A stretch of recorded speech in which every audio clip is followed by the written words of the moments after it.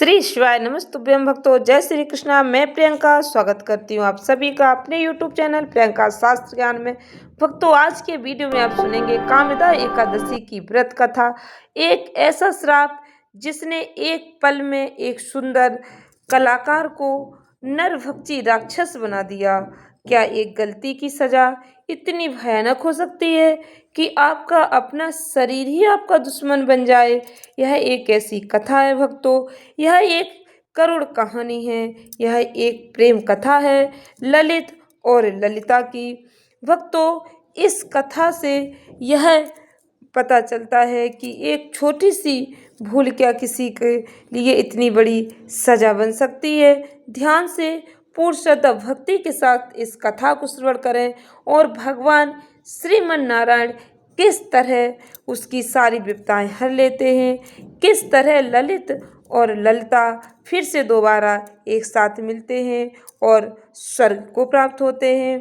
पूर्ण श्रद्धा भक्ति के साथ श्रवण करें कामदा एकादशी की व्रत कथा और भगवान नारायण की यह आरती। कामदा एकादशी व्रत कथा एक ऐसा श्राप जिसने एक पल में एक सुंदर कलाकार को नरभक्षी राक्षस बना दिया। कि गलती की सजा इतनी भयानक हो सकती कि आपका अपना शरीर ही आपका दुश्मन बन जाए। स्वर्ग की सुंदर विद्याओं से लेकर नर्क जैसी जिंदगी तक का सफर, यह कहानी है ललित और ललिता की। एक प्रेम कहानी जिसमें भूल से हुआ एक भक्तों सुर का जन्म और फिर एक ऐसा व्रत जिसने प्रकृति के नियम बदल दिए। भक्तों, एक छोटी सी भूल के कारण एक असुर का जन्म होता है, फिर किस तरह भगवान की कृपा से प्रकृति का नियम बदलता है और वह असुर एक सुंदर गंधर्व बन जाता है। अगर आपको लगता है कि पुरानी कहानियाँ सिर्फ उपदेश देती हैं तो तैयार ही हो जाएं, क्योंकि कामदा एकादशी की यह दास्तान आपको बताएगी कि कैसे एक संकल्प आपके बिगड़े हुए किस्मत को बदल सकता है, बिगड़ी हुई किस्मत को दोबारा लिख सकता है।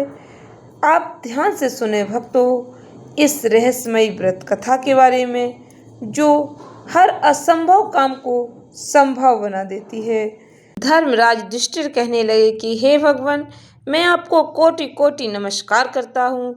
अब आप कृपा करके चैत्र शुक्ल पक्ष की एकादशी का महात्म कहिए। भगवान श्री कृष्ण कहने लगे कि हे धर्मराज, यही प्रश्न एक समय राजा दिलीप ने गुरु वशिष्ठ जी से किया था और जो समाधान उन्होंने किया वह सब मैं तुमसे कहता हूँ। ध्यान से सुनो। प्राचीन काल में भोगीपुर नामक एक नगर था। वहाँ पर अनेक ऐश्वर्यों से युक्त पुंडरीक नाम का एक राजा राज्य करता था। भोगीपुर नगर में अनेक अप्सरा किन्नर गंधर्व वास करते थे। उनमें से एक जगह ललिता और ललित नाम के दो स्त्री पुरुष अत्यंत वैभवशाली घर में निवास करते थे। उन दोनों में अत्यंत प्रेम था, यहाँ तक कि अलग अलग हो जाने पर दोनों व्याकुल हो जाते थे। एक समय पुंडरीक की सभा में अन्य गंधर्वों सहित ललित भी गान कर रहा था। गाते गाते उसको अपनी प्रिय ललिता का ध्यान आ गया और उसका स्वर भंग होने के कारण गाने का स्वरूप बिगड़ गया। ललित के मन के भाव जानकर कारकोट नामक नाग ने पद भंग होने का कारण राजा से कह दिया। तब पुंडरीक ने क्रोध पूर्वक कहा कि तू मेरे सामने गाता हुआ अपनी स्त्री का स्मरण कर रहा है था। तू कच्चा मांस और मनुष्यों को खाने वाला राक्षस बनकर अपने किए कर्म का फल भोग। पुंडरीक के श्राप से ललित उसी क्षण महाकाय विशाल राक्षस हो गया। उसका मुख अत्यंत भयंकर, नेत्र सूर्य चंद्रमा की तरह प्रदीप्त, मुख से अग्नि निकलने लगी। उसकी नाक पर्वत की कंदरा के समान विशाल हो गई और गर्दन पर्वत के समान लगने लगी। सिर के बाल पर्वतों पर खड़े वृक्षों के समान लगने लगे। भुजाएं अत्यंत लंबी हो गईं। कुल मिलाकर उसका शरीर 8 योजन के विस्तार का हो गया। इस प्रकार राक्षस होकर अनेक प्रकार के दुख भोगने लगा। जब उसकी प्रियतमा ललिता को यह वृतांत मालूम हुआ तो उसे अत्यंत दुख हुआ और वह अपने पति के उद्धार का प्रयत्न सोचने लगी। वह राक्षस अनेक प्रकार के घोर दुख सहता हुआ घने वनों में रहने लगा। उसकी स्त्री उसके पीछे पीछे जाती और विलाप करती रहती। एक बार ललिता अपने पति के पीछे घूमती घूमती विंध्याचल पर्वत पर पहुंच गई, जहां पर श्रृंगी ऋषि का आश्रम था।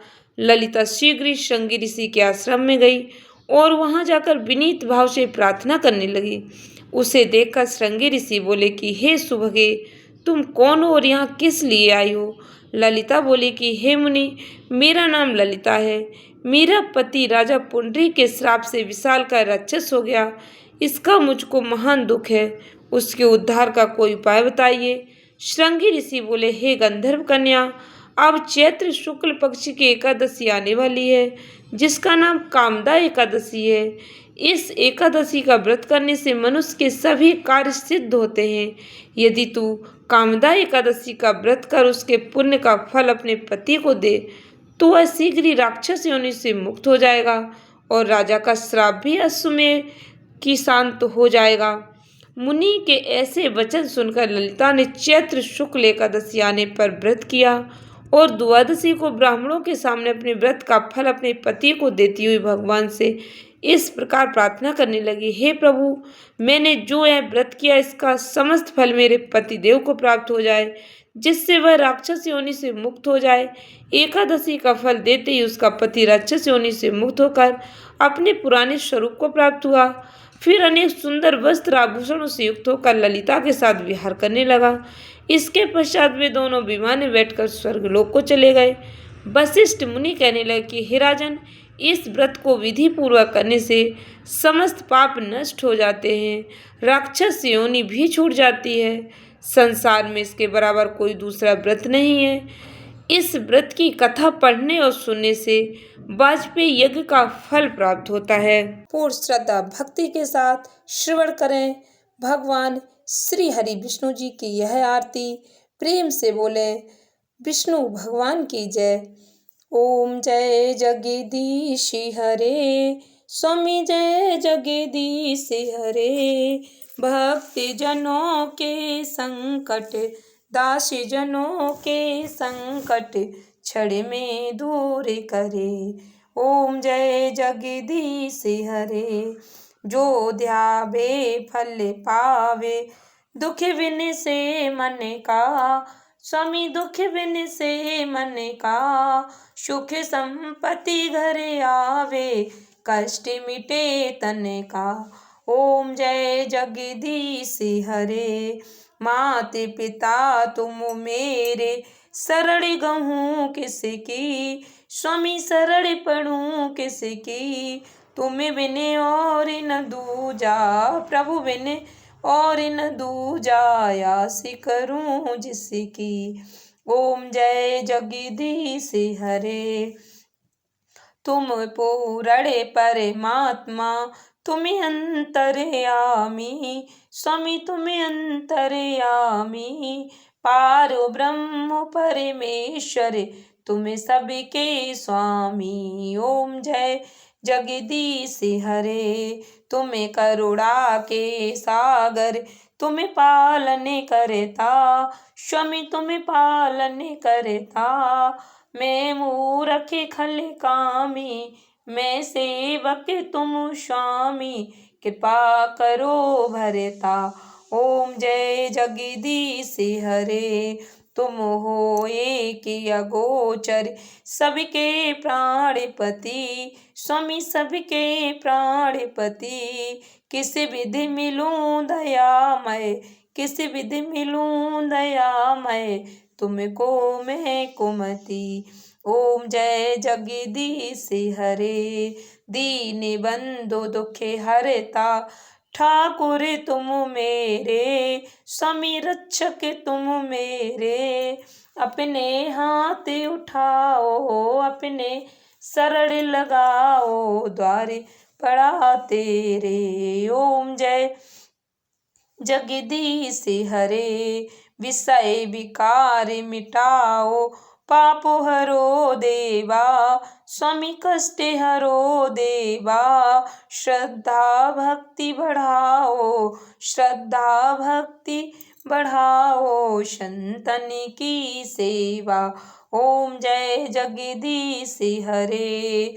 तने मने धने सब है तेरा, स्वामी सब कुछ है तेरा, तेरा तुझको अर्पणे प्रभु का, प्रभु को अर्पणे क्या लागे मेरा।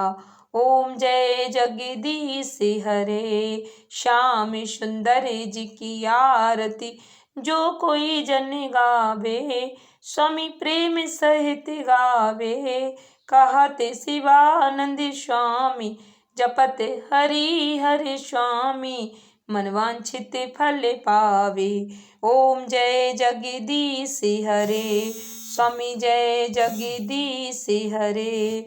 भक्त जनों के संकट, दासी जनों के संकट, क्षण में दूर करे। ओम जय जगदीश हरे। भक्तों, कामिदा एकादशी सिर्फ एक कथा नहीं बल्कि एक सीख है कि हमारी इच्छा शक्ति, विल पावर किसी भी श्राप या बुरी किस्मत को हरा सकती है। क्या आपने कभी महसूस किया कि किसी गलती की वजह से आपका मन अशांत है? कमेंट बॉक्स में जय विष्णु जय श्री कृष्णा अवश्य लिखें और इस चमत्कारी व्रत की शक्ति को शेयर जरूर करें। अगले वीडियो में फिर आप सुनेंगे एक और रहस्यमयी कथा। तब तक के लिए धन्यवाद भक्तों। वीडियो पसंद आती है तो चैनल को सब्सक्राइब करें, वीडियो को लाइक करें। धन्यवाद भक्तों। श्री शिवाय नमस्तुभ्यम।